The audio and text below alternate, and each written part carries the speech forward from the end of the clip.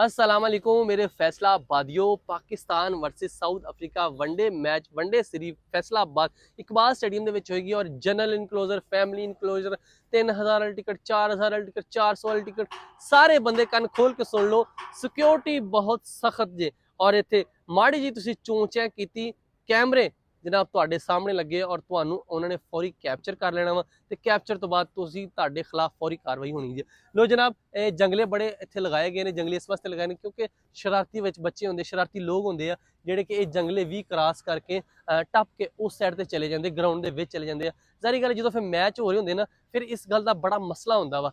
ਇਹ ਵੈਸੇ ਬੜੇ ਇੰਤਜ਼ਾਮੀਆਂ ਨੇ ਨਾ ਇਹ ਚੰਗਾ ਕੀਤਾ। ਹਾਲਾਂਕਿ ਮੁਹੱਜ਼ਬ ਜਿਹੜੀਆਂ ਹੁੰਦੀਆਂ ਨਾ ਕੌਮ मतलब अच्छे लोग ਜਿਹੜੇ ਹੁੰਦੇ ਉਹ ਇਹਦੀ ਵੀ ਲਾਉਣ ਦੀ ਜ਼ਰੂਰਤ ਨਹੀਂ ਹੁੰਦੀ। ਬਲਕਿ ਬਾਹਰ ਦੇ ਮੁਲਕਾਂ 'ਚ ਅਸੀਂ ਮੈਚ ਵੇਖਦੇ ਨਾ ਜੰਗਲਾ ਵੀ ਨਹੀਂ ਹੁੰਦਾ, ਸਿਰਫ ਖਾਲੀ ਇਸ ਤਰ੍ਹਾਂ ਹੁੰਦਾ, ਸਿਰਫ ਅੰਦਰ ਵਾਲੇ ਲੱਗੇ ਹੁੰਦੇ ਆ ਤੇ ਕਿਸੇ ਬੰਦੇ ਦੀ ਮਜਾਲ ਨਹੀਂ ਹੁੰਦੀ ਕਿ ਇਸ ਲਾਈਨ ਤੋਂ ਵੀ ਅੱਗੇ ਆ ਜਾਵੇ। ਲੇਕਿਨ ਪਾਕਿਸਤਾਨ ਸਾਡੇ ਸ਼ਰਾਰਤੀ ਨਿਆਣੇ ਆ ਖੈਰ ਉਹ ਜਿਹੜੇ ਇੱਥੇ ਪਹੁੰਚ ਜਾਂਦੇ ਆ। ਤੁਸੀਂ ਜ਼ਰਾ ਵੇਖੋ ਕਿ ਇਹਨੂੰ ਬੜਾ ਭਰਪੂਰ ਤਰੀਕੇ ਨਾਲ ਕਵਰ ਕੀਤਾ ਗਿਆ ਵਾ। ਜਿਹੜੇ ਵੀ ਜਿੰਨੇ ਵੀ ਬੰਦੇ ਇੱਥੇ ਮੈਚ ਵੇਖਣ ਆਣਗੇ ਜਿੰਨੇ ਵੀ ਬੰਦੇ ਹੋਣਗੇ ਹਰ ਬੰਦਾ ਇੱਥੇ ਵੇਖਿਆ ਜਾਵੇ ਕਿ ਸਿਕਿਉਰਿਟੀ ਬੜੀ ਸਖਤ ਕੀਤੀ ਗਈ ਹਰ ਸ਼ੈ ਦੀ ਤਸੱਲੀ ਬਖਸ਼।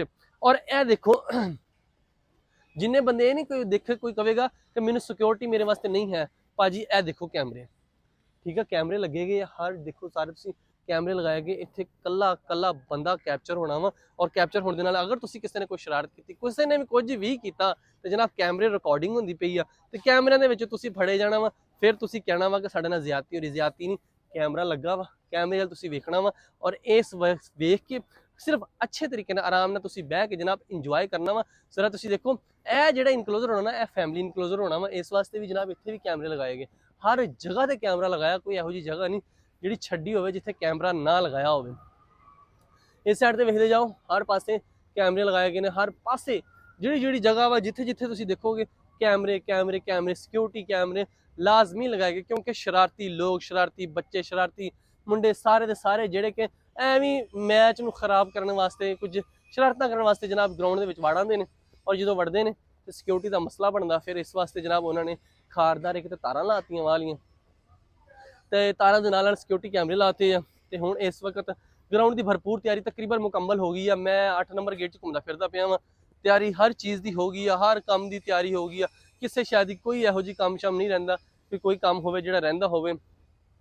सिर्फ टाइम इंतजार है तो तुहाडा इंतजार है तो खिलाड़ियों का इंतजार है। तो 4 तरीक का इंतजार है 6 तरीक का इंतजार है 8 तरीक का 4 6 8 तरीक नूं माहौल होएगा इत्थे मज़ा आएगा इंजॉय करांगे सारे रल मिल के। तुसीं भी इंजॉय करना असीं भी इंजॉय करना क्योंकि इंजॉय करने वास्ते तो मैच हो रहे थे। तुसीं वेखो कि हुण इत्थे भी कैमरे लगाए ने आ कैमरा लगा वो कैमरा लगा इत्थे कला कला बंदा इस कैमरे दे विच नज़र आएगा। जिन्ने मर्जी बंदे हो जाण ते कल्ले कल्ले बंदे ते फोकस होएगा। और ये कैमरे CCTV कैमरे बहुत हाई क्वालिटी दे आ। ऐ ना समझो कि असीं विच लोग छुप जावांगे तो असीं लभांगे नहीं सानूं पता नहीं चलना। लेकिन इहदे विच तुसीं जरूर नज़र आना वा। अगर विकास दिखांदा हर पासे कैमरे लगे हुए जिद्धर जिद्धर तुसीं नज़र मारोगे तुहानूं कैमरे लगे खिलाड़ियों वास्ते बड़ी सिक्योरिटी का इंतजाम किया गया। और इस तो बाद अगर असीं अगे जाने कि वो देखो इतों भी हैवी कैमरे लगाए गए एक तो आ कैमरे लगे ना देखो आ देखो हम इतने विकास दिखाता इतने 4 कैमरे लगाए गए। देखो एक उस साइड से आने वास्ते जाने वास्ते फिर उधरली साइड से फिर इतने जोड़े जिन्होंने दूसरे इतने बहना वा उन्होंने वास्ते भी इतने कैमरे लगाए गए आ। तो मेरा भी तुसी जरा थोड़ा जिहा ध्यान नाल थोड़ा जिहा ख्याल ना रखना वा। ये ना हो कि तुसी मतलब समझते रहो कि खारदार तारा लातियां वा कैमरे कुमरे कोई नहीं। इतने सिक्योरिटी का पूरा माहौल होना वा हर चीज़ की सिक्योरिटी होनी इतने। कोई भी शरारत करने तो पहले कोई भी गल करन तो पहले ये सोच लो कि कैमरे तुहानूं वेखदे पे आ कि तुसी ये जंगला क्रॉस नहीं करना।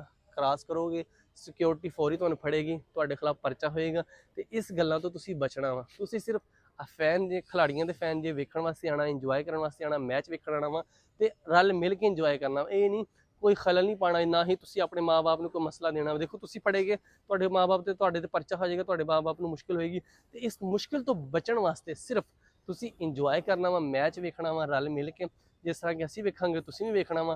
ते जनाब पहुँचना मैच ते टाइम से जे तुसीं टाइम से आओगे तो ग्राउंड दे विच वड़ सकदे जे नहीं आओगे फिर ग्राउंड नहीं वड़ सकोगे क्योंकि रश बहुत हो जाना वा।